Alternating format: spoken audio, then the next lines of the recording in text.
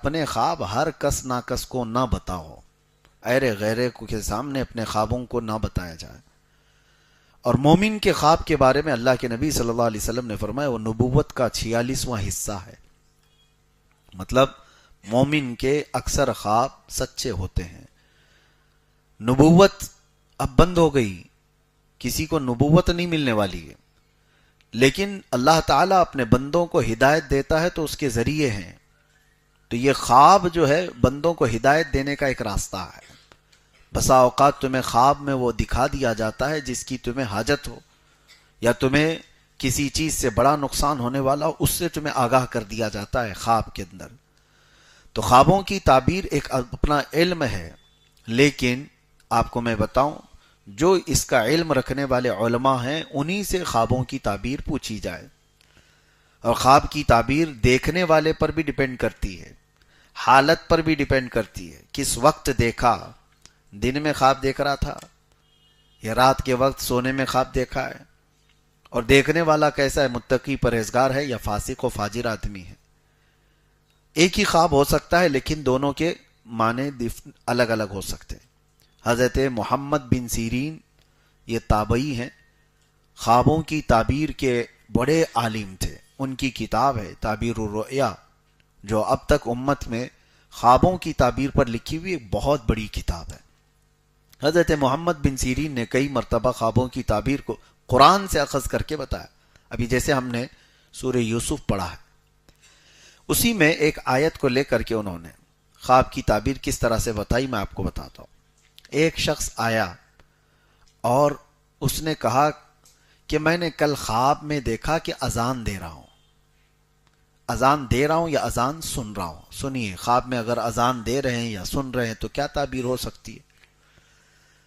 تو آپ نے اس کے بیک گراؤنڈ کو چیک کیا اور معلوم کرایا کہ کیسا شخص ہے یہ۔ بتایا گیا کہ نماز روزے والا ہے، دیندار آدمی۔ تو آپ نے کہا مبارک ہو تجھے، تو عنقریب حج پہ جانے والا ہے۔ خواب میں اذان دیتے ہوئے سننا یا اذان خود دے رہا ہو تو اس کی تعبیر یہ ہے کہ وہ حج پر جائے گا۔ مجلس ختم نہیں ہوئی تھی کہ ایک اور شخص آیا اور اس نے کہا کہ میں نے خواب میں دیکھا ہے کہ اذان دے رہا ہوں یا اذان سن رہا ہوں۔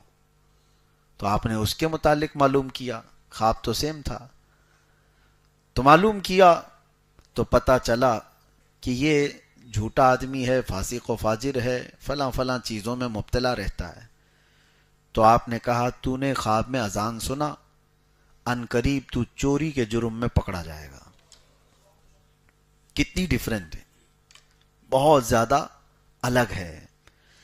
دیکھا کچھ اور ہے اور اس کی تعبیر، اور دونوں کو انہوں نے قرآن کی آیت سے بتایا۔ پہلے والے کو کہا، اللہ قرآن میں فرماتا ہے وَأَذِّن فِي النَّاسِ بِالْحَجِّ، جہاں حج کا ذکر آیا ہے وہاں اذن کہا ہے اللہ تعالیٰ نے کہ بلاؤ لوگوں کو، اذان دو، یعنی اعلان کرو۔ اس آیت سے کہا کہ وہ حج پر جانے والا ہے۔ اور دوسرے کو جو چوری کا آپ نے فرمایا چوری میں پکڑا جائے، اس کو بھی آیت سے بتایا، قالوا اذن مؤذن بینہم، یہ سورہ یوسف میں ہے کہ ایک اعلان کرنے والے نے اعلان کیا کہ یوسف علیہ السلام کے جو اب واقعہ ہے اس میں آپ سماعت کریں گے، ان کی کٹوری چوری ہو گئی اور پھر چور پکڑے بھی گئے۔ تو اس آیت سے انہوں نے کہا کہ جو خواب میں فاسق و فاجر آدمی نے اذان دیتے ہوئے سنا ہے تو وہ چوری کے جرم میں پکڑا جائے گا۔ خوابوں کی تعبیر ایک اپنا علم ہے۔ کبھی ایسا ہوتا ہے کہ کسی کی موت دیکھنا وہ اس کی زندگی کی علامت ہے، اس کی لمبی عمر کی علامت ہے۔ مجھے آج آپ کے سامنے میں شیئر کرتا ہوں خوابوں کی تعبیر، کیونکہ چلتے پھرتے رہتے ہیں تو وقت نہیں ملتا بہت ساری چیزوں کو دیکھنے کا، اور کبھی کبھار ایسا ہوتا ہے کہ خواب آدمی بھول جاتا ہے۔ مجھے بات یاد آتی ہے، کچھ بزرگ جو انتقال کر چکے، وہ اگر آئے ہیں ملاقات کرتے ہیں، ہنسی خوشی بات چیت ہو رہی ہے، یہاں تک تو ٹھیک ہے، لیکن گلے ملتے ہیں جو انتقال کر چکے، ہم تو اچھا ہی سمجھتے ہیں، انتقال کیے ہوئے ہمارے باپ ہیں، چاچا ہیں، کوئی بھی ہیں، وہ تو مجھے کافی دنوں کے بعد میں خواب کی تعبیر دیکھا تو پتہ چلا کہ مرے ہوئے پرانے لوگ اگر گلے مل لیں تو اس کے جیل جانے کا اندیشہ ہے، اس کے جیل میں قید ہونے کا اندیشہ ہے۔ خوابوں کی تعبیر ایک بڑا علم ہے۔ اب آپ کو میں ایک بات بتاتا ہوں، خلیفہ ہارون رشید کی بیوی زبیدہ خاتون نے بھی ایک بار خواب دیکھا تھا، اور اتنا بھیانک خواب دیکھا تھا، یہ حضرت محمد بن سیرین کے حیات میں موجود تھیں، جب وہ تابعی خود موجود تھے، خوابوں کی تعبیر کے سب سے بڑے عالم ہیں۔ تو زبیدہ خاتون نے خواب یہ دیکھا کہ اجتماعی طور پر بہت سارے لوگ ان کی عزت لوٹ رہے ہیں، عصمت دری ہو رہی ہے۔ تو بہت سارے لوگ خواب میں کسی ایک عورت کی عزت لوٹ رہے ہوں تو کتنا بھیانک ہے، عورت تو ڈر جائے، بھیانک خواب ہے۔ صبح اٹھی تو پریشان ہوئی، کس سے خواب کی تعبیر پوچھوں۔ اس نے زبیدہ خاتون نے بتانے کو بھی شرم محسوس کیا کہ کیسے میں کسی کو بتا سکتی ہوں کہ خواب میں میرے سارے مرد حضرات عزت لوٹ رہے تھے۔ تو اپنی ایک خادمہ سے زبیدہ خاتون نے کہا کہ جاؤ حضرت سیدنا محمد بن سیرین کے پاس اور جا کر کے ان سے کہنا کہ تو نے خواب دیکھا، توجہ چاہتا ہوں، تو نے خواب دیکھا کہ بہت سارے مرد میری عزت لوٹ رہے تھے۔ کیسے کہے گی وہ بادشاہ کی بیوی نے ایسا گندا خواب دیکھا ہے؟ تو نے دیکھا یہ کہنا، اور کیا خواب کی تعبیر بتاتے ہیں وہ آ کر مجھے بتانا۔ لوگ ہمارے پاس بہت آتے ہیں، ان کو پوچھنا ہوتا ہے اپنی بیوی کے بارے میں، لیکن وہ کہتے ہیں میرے دوست کی بیوی کو ایسا مسئلہ ہے۔ کوئی بات نہیں، آپ کی دوست کی بیوی کا بھی ہم جواب دیتے ہیں۔ اگر ایسا کوئی پوچھنا چاہتا ہے تو کوئی حرج نہیں ہے، حیا کی وجہ سے۔ خود کی بیماری کو بھی اگر کسی دوسرے پہ ڈال کے پوچھتا ہے میرا دوست ہے اس کو ایسا پرابلم ہے، کوئی بات نہیں، آپ کو بھی ہو سکتا ہے۔ تو ہمیں اتنا تو اندازہ ہوتا ہے۔ تو یہ زبیدہ خاتون نے بھیجا اپنی خادمہ کو یہ کہہ کر کے تو کہنا کہ تو نے خواب دیکھا ہے۔ اب ہوتا کیا ہے سنیے، ایسے خوابوں کو آپ ہمارے پاس مت بھیجنا۔ وہ خادمہ تو گئی حضرت محمد بن سیرین کے پاس، وہ چلتے پھرتے آدمی نہیں تھے، خوابوں کی تعبیر کے بڑے عالم تھے۔ کہا کہ حضور ایک بڑا بھیانک خواب میں نے دیکھ لیا کل۔ کہا کیا دیکھا؟ کہا بہت سارے مرد میری عزت لوٹ رہے تھے، میں ڈر گئی صبح اٹھ کر کے۔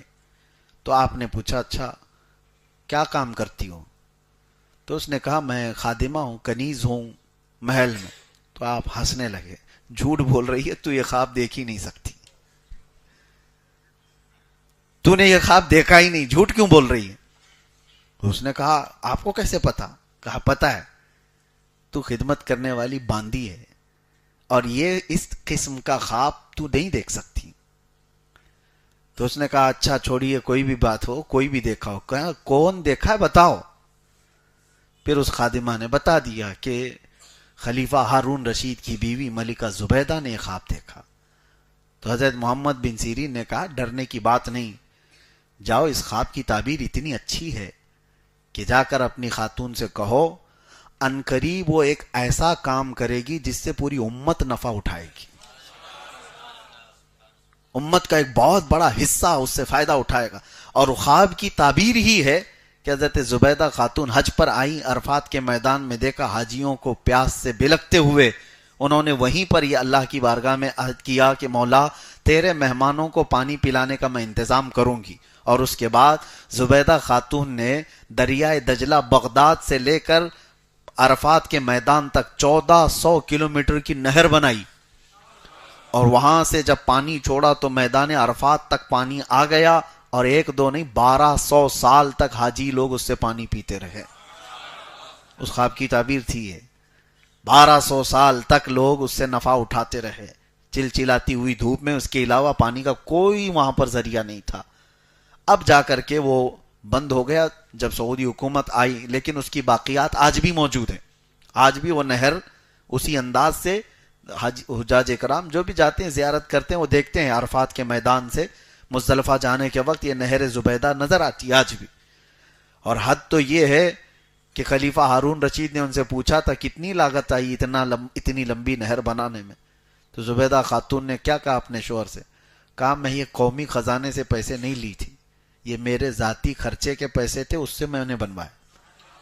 قومی خزانے سے اگر بنائی ہوتی تو میں آپ کو حساب دیتی، یہ میرے ذاتی خرچوں سے میں نے بنایا، لہٰذا حساب میں آپ کو بھی نہیں دوں گی، قیامت کے دن صرف اللہ کے پاس ہوگا. آج تک کسی کو پتا نہیں اس نہر میں کتنی لاگت آئی، کتنا پیسہ گیا، وہ اللہ والے لوگ تھے. تو بہرحال خواب کے سلسلے میں یہ بتا رہا تھا، اور یہ سورہ یوسف بھی شروع ہوتا ہے خواب سے ہی. میں نے کل ہی بتایا تھا حضرت یوسف علیہ السلام نے خواب میں کیا دیکھا تھا. کل کی اگر آپ کو تفسیر یاد ہو تو انہوں نے خواب میں کیا دیکھا تھا؟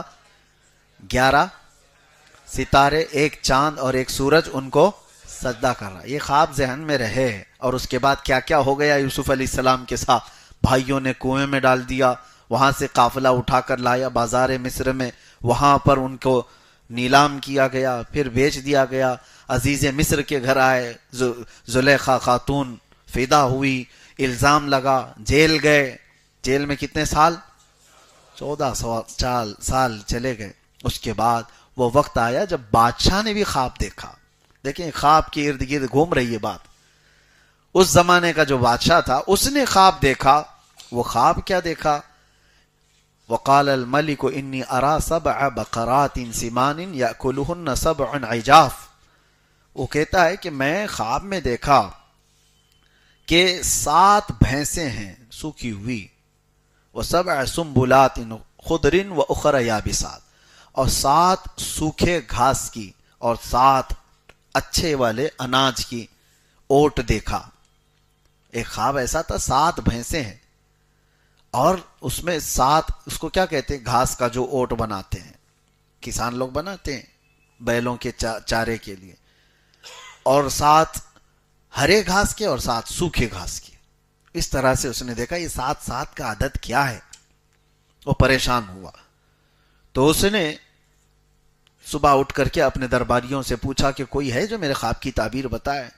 تو اس کے درباریوں میں وہ چھوٹا ہوا قیدی موجود تھا جس کے خواب کی تعبیر حضرت یوسف علیہ السلام نے جیل میں بتائی تھی، جو انگور کا رس نچوڑ رہا تھا. وہ آزاد بھی ہو گیا. اس نے کہا کہ ہاں مجھے ایک آدمی پتا ہے جو جیل کے اندر رہتا ہے، خوابوں کی سچی سچی تعبیر بتاتا ہے. تو بادشاہ نے کہا اس کو لے آؤ. تب یوسف علیہ السلام کو جیل سے آزاد کر کے لایا گیا. یوسف افتنا فی 7 بقرات، یوسف ایھا الصدیق افتنا فی 7 بقرات. اب بادشاہ کہتا ہے اے یوسف میرے یہ 7 بھینسوں والے خواب کی تعبیر بتاؤ کیا ہوگا. تو حضرت یوسف علیہ السلام نے کہا کہ تمہارے خواب کی تعبیر یہ ہے کہ 7 سال جو ابھی آئیں گے تمہارے بہت خوشحالی کے ہوں گے، غلہ اناج سب زیادہ ہو جائے گا. ثم یأتی بعد ذلك عام فیہ یغاث الناس وفیہ یعصرون. اس کے بعد پھر ایسا وقت آ جائے گا کہ لوگ جو ہے بھوکے اور پیاسے ہو جائیں گے، پوری زمین سوکھ جائے گی، اناج غلہ ختم ہو جائے گا، لوگ اپنے آپ کو بیچنے لگ جائیں گے، سب چیزیں اٹھا کر بیچ دیں گے. تو کیا کرنا چاہیے؟ تو بادشاہ سے یوسف علیہ السلام نے کہا یہ جو تمہارے اچھائی کے 7 سال ہیں یہ اس میں اناج اور غلہ خوب جمع کر لو، اور جب وہ برے دن آ جائیں یعنی بھوک و پیاس و شدت کے، اس وقت اپنی رعایا کو تم اناج تقسیم کرو. تو بادشاہ کو یہ خواب سمجھ آ گیا، یہ تعبیر سمجھ آ گئی، اور اس کے اعتبار سے بادشاہ نے اعلان کیا اور سارے غلے اناج جمع کیے جانے لگے. اور یوسف علیہ السلام کو اس خواب کی تعبیر بتانے کے بعد بادشاہ مصر نے سیدھے اپنے وزیر اعظم کے عہدے پر بٹھا دیا.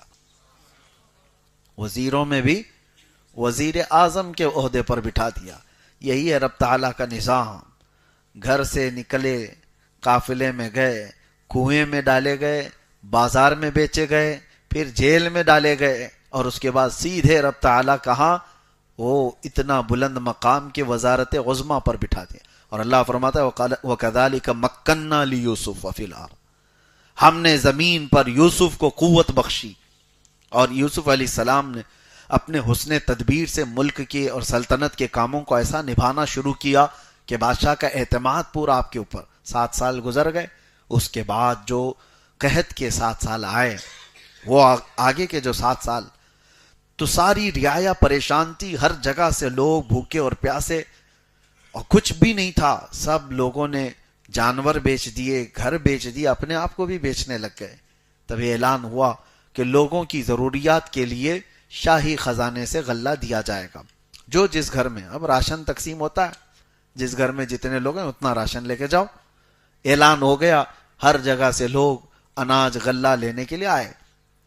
یہ وہ زمانہ ہے جب یہ شدت بھوک اور قحط سالی کی وجہ سے سارے لوگ پریشان تھے.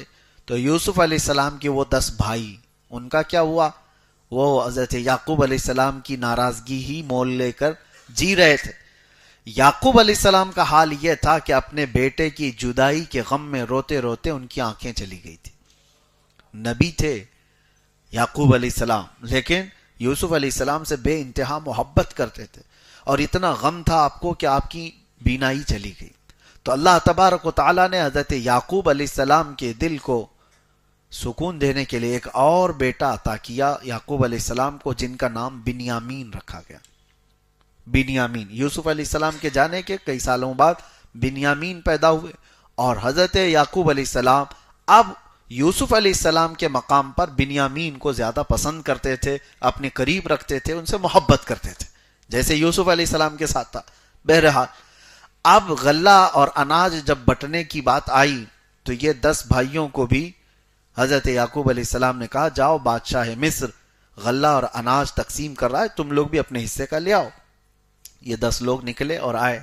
ان کو تو خبر ہی نہیں ہے یوسف کہاں ہیں، یہ تو کنویں میں ڈال کر ختم سمجھ رہے تھے، ان کی زندگی کا خاتمہ سمجھ بیٹھے تھے.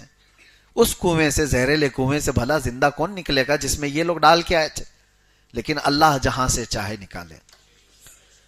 اب یہ 10 آئے اور غلہ جب تقسیم ہو رہا تھا تو یہ لوگ جیسی آئے، حضرت یوسف علیہ السلام نے ان کو دیکھا، دیکھتے ہی پہچان لیا، اور ان لوگوں نے حضرت یوسف علیہ السلام کو نہیں پہچانا. بادشاہ وقت کا وزیر اعظم ہے، اتنے بڑے مقام پر ہے.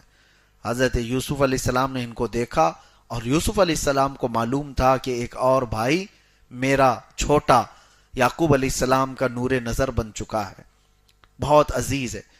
تو حضرت یوسف علیہ السلام نے ان سے کیا کہا؟ ہم تمہیں غلہ نہیں دیں گے. تمہارے گھر میں کتنے لوگ ہیں؟ کہا 10 اور ایک ہمارا بھائی. کہا جاؤ اس کو بھی لے آؤ، اس کو لے کر کیا ہو؟ انہوں نے کہا نہیں، اس کو ہمارے ابا نہیں بھیجیں گے. کہا کیوں نہیں بھیجیں گے؟ کہا اس سے پہلے ہمارا ایک بھائی ایسے ہی غائب ہو گیا، اس کے ساتھ حادثہ ہوا فلاں فلاں سب. وہ کس کو کہہ رہے ہیں؟ یوسف علیہ السلام کو کہہ رہے ہیں. اور کہا کیا وہ اب ہمارے والد کا نور نظر ہے، اس کو ہم نہیں لا سکتے. تو حضرت یوسف علیہ السلام نے کہا میں بھی اس وقت تک تمہیں غلہ نہیں دوں گا جب تک اس بھائی کو نہیں لاؤ گے. اب کیسے لائیں؟ تو اس کے بعد حضرت یوسف علیہ السلام نے ان کو واپس بھیجا. وہ گئے روتے گڑ گڑاتے اپنے ابا سے کہنے لگے، بادشاہ مصر کا جو وزیر اعظم ہے وہ بڑا سخت ہے، وہ کہتا ہے جب تک چھوٹے بھائی کو نہیں بھیجیں گے وہ دے گا نہیں.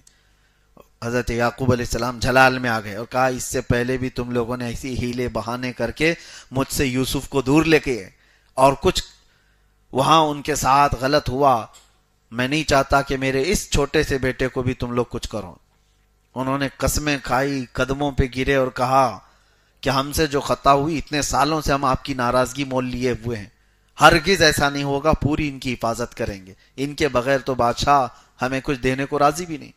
حضرت یعقوب علیہ السلام نے ان کو بھیج دیا، چھوٹے بیٹے کو بھی. بنیامین کو لے کر کے 10 بھائی آئے تو حضرت یوسف علیہ السلام نے سب کو دیکھا، اور اس کے بعد غلہ جب تقسیم کر رہے تھے سونے کی کھٹوری سے اناج دیا جاتا تھا. یوسف علیہ السلام نے اپنے چھوٹے بھائی کے جھولے میں وہ سونے کی کھٹوری ڈال دی، اور اس کے بعد سب کو بھیج دیا. تھوڑی دیر گزری تھی کہ آپ نے اعلان کروایا کہ شاہی خزانے کی کھٹوری چوری ہو گئی، ناکہ بندی کی جائے اور تلاشی لی جائے، کون لوگ ہیں جنہوں نے یہ چرایا ہے. سب کی تلاشی لی گئی تو وہ 10 بھائیوں کے بعد جو چھوٹے تھے بنیامین، ان کے جھولے میں مل گئی. ان کو پکڑا گیا، کہا گیا کہ ان کو پکڑا جائے گا. یوسف علیہ السلام جیسے ہی ان کو پکڑ کر کے لائے، اب تو وہ رونا دھونا شروع کر دیے.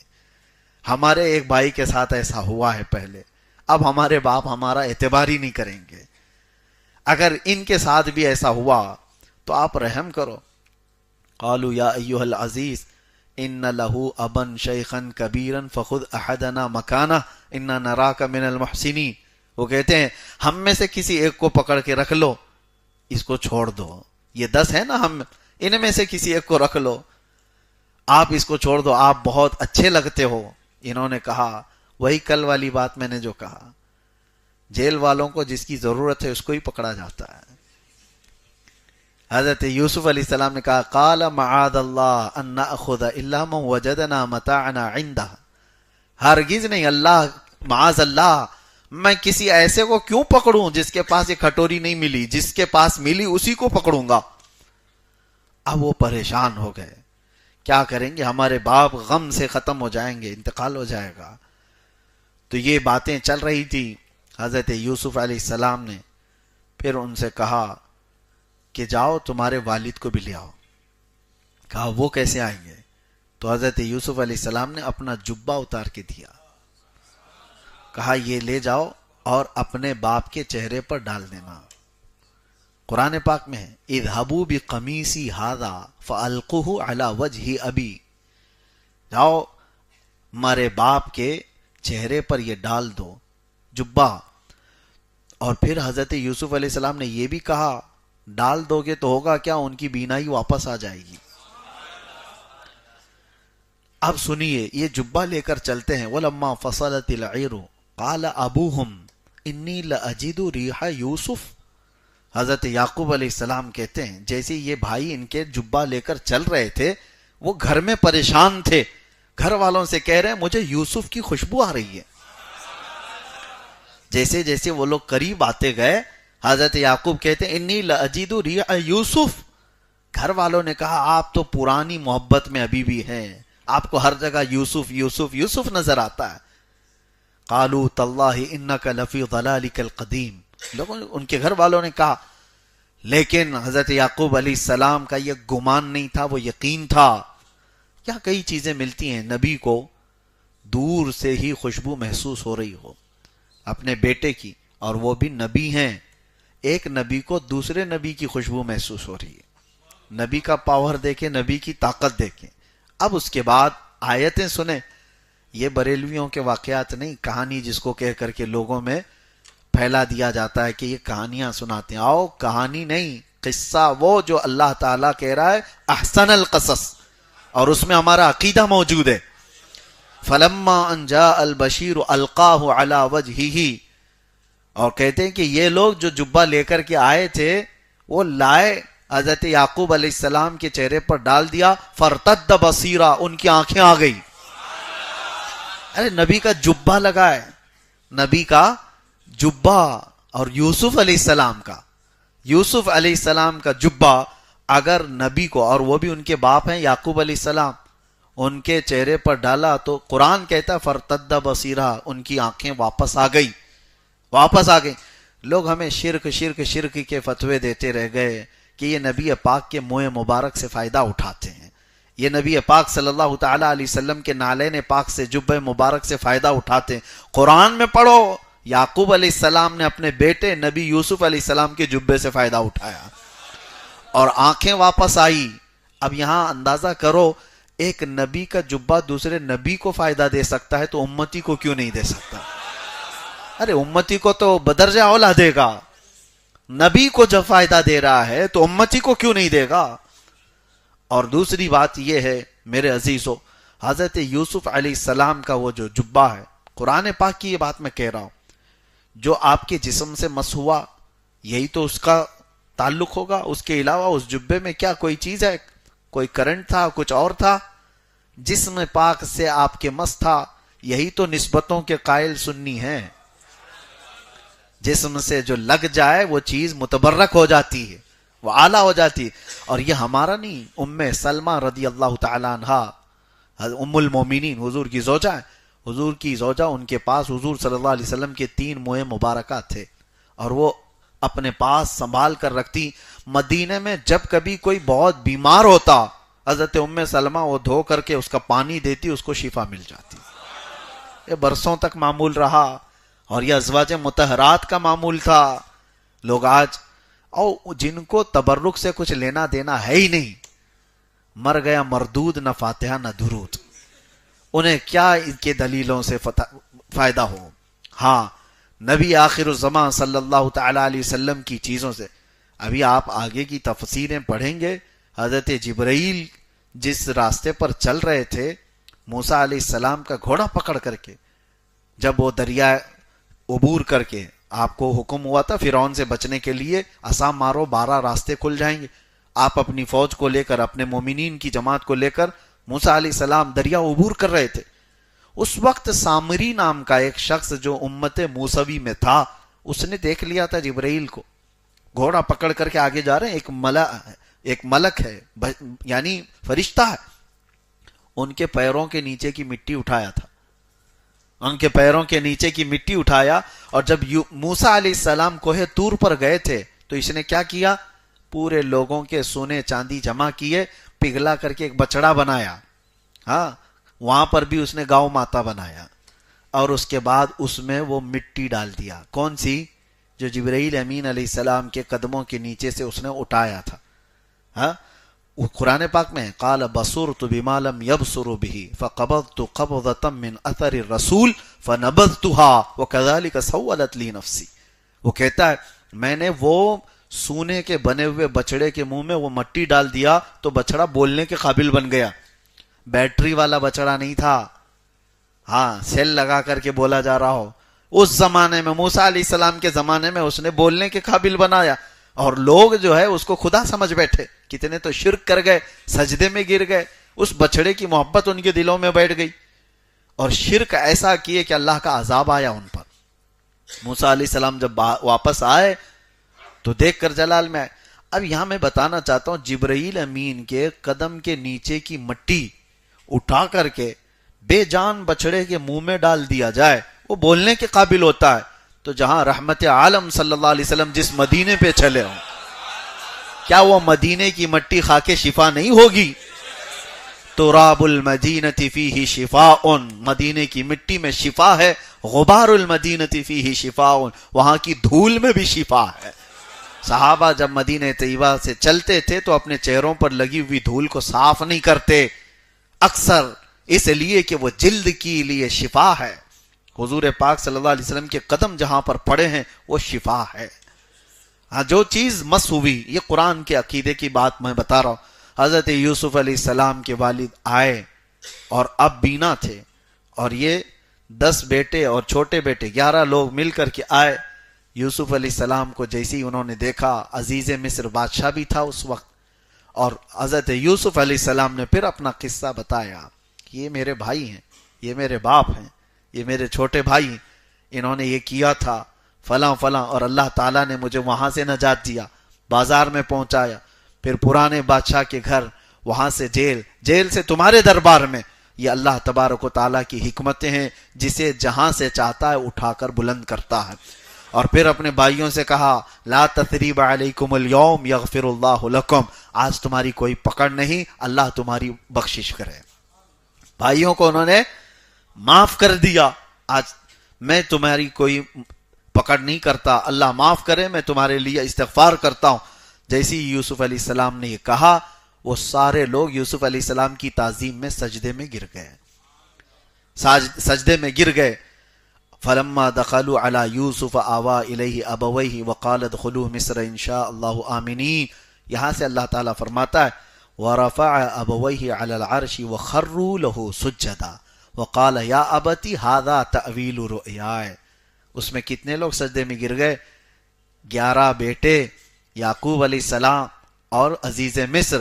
حضرت یوسف علیہ السلام کہتے ہیں بچپن میں نے جو خواب دیکھا تھا، اے میرے والد یہ اس کی تعبیر ہے، یہ 11 ستارے ہیں، ایک چاند ہے اور میرا باپ سورج ہے۔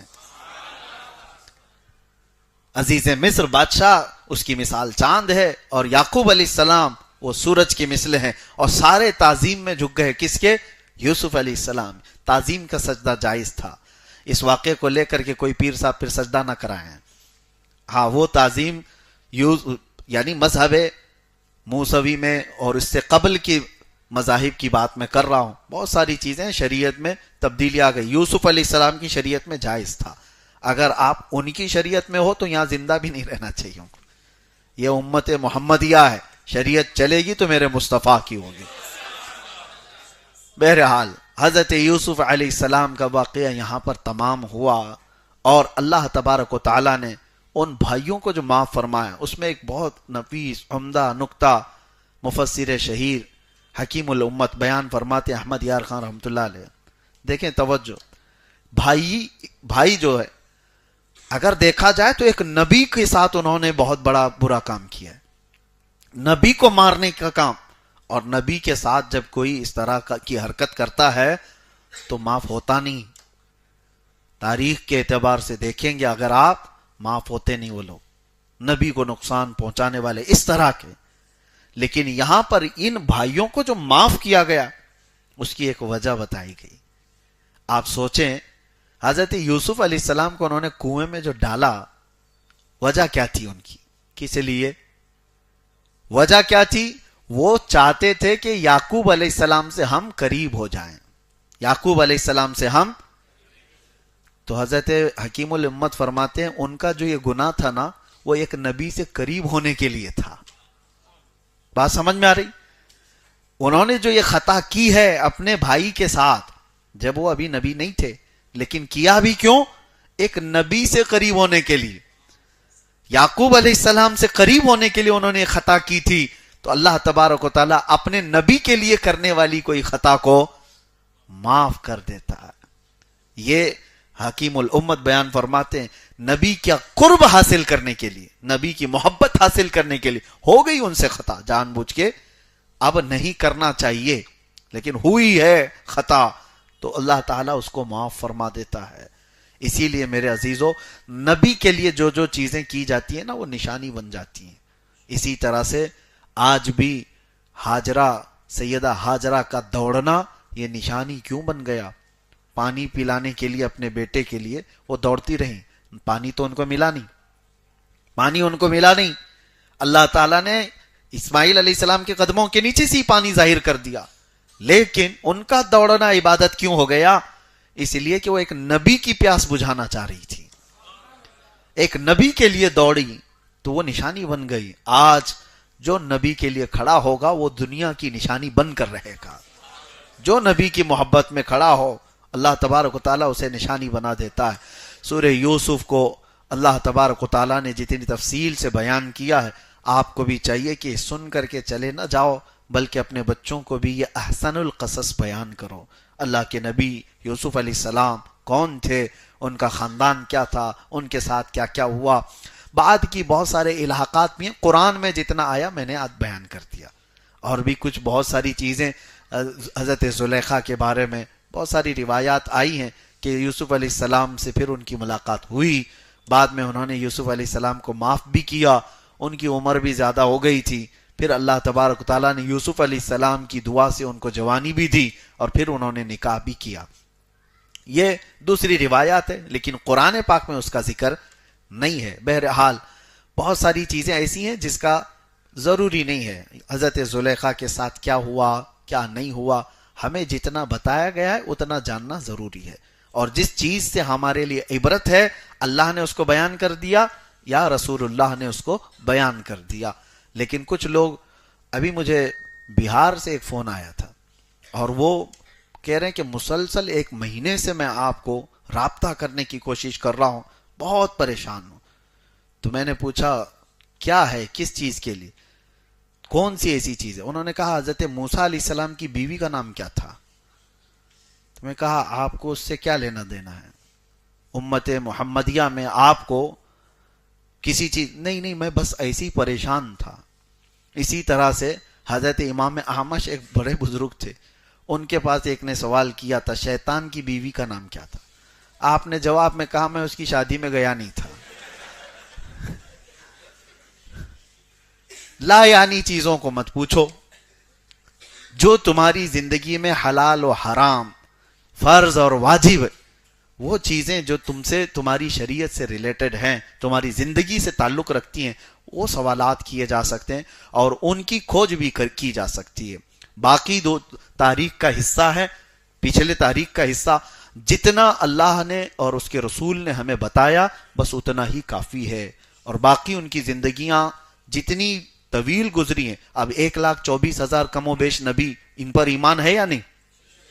سب کا ذکر نہیں آیا ہے قرآن پاک میں اور حدیث پاک میں، سب کا ذکر نہیں آیا ہے، اور آپ کو حکم بھی نہیں دیا گیا کہ ڈھونڈ ڈھونڈ کے نکالو ابھی، اور آپ کر بھی نہیں سکتے۔ جتنے نبیوں کے ذکر آپ کو ضروری تھے، عبرت کے لیے سنانے تھے، اللہ نے سنا دی اور نبی پاک صلی اللہ علیہ وسلم نے بتا دی۔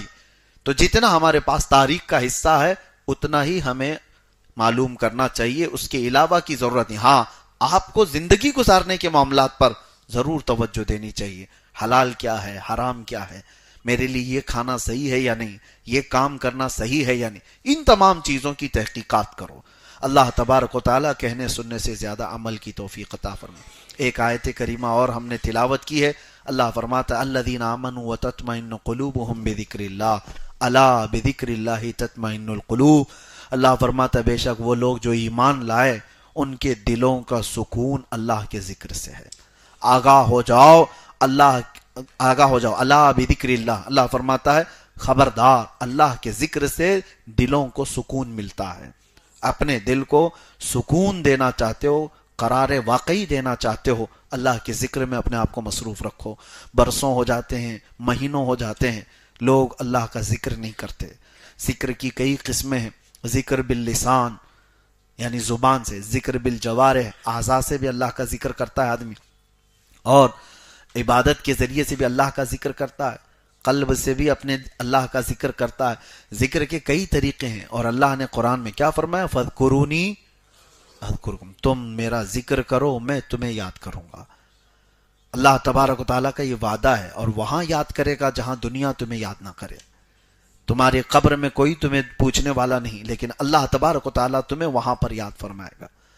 تو یہ ذکر کے بغیر مردہ ہے آدمی، اور ایسی ہی سمجھ لو ہماری روح بیمار ہوتی چلی جاتی ہے۔ دل کے متعلق فرمایا میرے آقا صلی اللہ علیہ وسلم نے، جب پیدا ہوتا ہے بندہ تو ایسا اس کا دل صاف شفاف آئینے کی طرح ہوتا ہے، پیدا ہوتا ہے، اور جب وہ بڑا ہو کر شعور آتے ہیں اور گناہ کرتا ہے تو اس کے دل پر ایک دھبا لگایا جاتا ہے، اور اس کے بعد وہ دھبا اس کو دوسرے گناہ پر ابھارتا ہے۔ ایک بار کر لیا نا تو کیا فرق پڑتا ہے، کچھ ہوا تو نہیں، دوسرا گناہ کرتا ہے، پھر تیسرا گناہ کرتا ہے، پھر چوتھا گناہ کرتا ہے۔ یہ گناہ اس کو اور آگے پش کرتے جاتے ہیں کہ پہلا والا گناہ اس کو تقویت دیتا ہے، سپورٹ کرتا ہے، کچھ ہوتا نہیں ہے، ایک بار جھوٹ بولنے سے کچھ ہوا تو نہیں، بچہ شروعات یہاں سے کرتا ہے، چوری کر کے بھی دیکھ لیا کوئی پکڑا نہیں، اور دوسری کر لو، دوسری کے بعد تیسری، تیسری کے بعد بڑی، یہ چلتا رہے گا۔ اور میرے آقا صلی اللہ علیہ وسلم فرماتے ہیں ایک وقت ایسا آ جاتا ہے اس کے دل پر کالے نقطے بیٹھتے بیٹھتے پورا دل کالا ہو جاتا ہے، اور دل جب کالا ہو جاتا ہے تو پھر اس کو نہ عبادتوں میں دل لگتا ہے، نہ قرآن پڑھ سکتا ہے، نہ زیادہ دیر تک مسجد میں بیٹھ پاتا ہے، نہ غربا و مساکین کو خیرات کر پاتا ہے، نہ اس کو آیات عذاب ہلا پاتے ہیں، نہ آیات قبر، وہ جنازے دیکھتا رہتا ہے، قبرستانوں میں ٹھٹے مار کر ہنستا رہتا ہے، یہ اس کی علامتیں ہیں جس کا دل کالا ہو چکا ہے۔ اسے نہ مردے کچھ الجھات پاتے ہیں، نہ قبروں کی زندگیاں اسے واض و نصیحت کرتی ہیں۔ دل جب سیاہ ہو جائے تو یہ بہت سخت ہے، اور اس کے بعد کہا گیا نہایت جب دل سخت ہو جاتا ہے تو اس بندے کے متعلق کوئی بھروسہ نہیں کہ وہ کہاں تک گناہ کر سکتا ہے۔ وہ ماں سے زنا بھی کر سکتا ہے، باپ اپنی بیٹی سے زنا بھی کر سکتا ہے۔ یہ تمام چیزیں علامات بتائی گئی۔ دل کو اتنا سیاہ ہونے نہ دو۔ کب ہوتا ہے یہ گناہ کرتے کرتے، جب اس کا علاج ہی نہیں کرتا کوئی بندہ۔ اب اس کا علاج کیا ہے؟ قرآن کہتا ہے دل کو پاک کرنا ہو تو اللہ کا ذکر کرو۔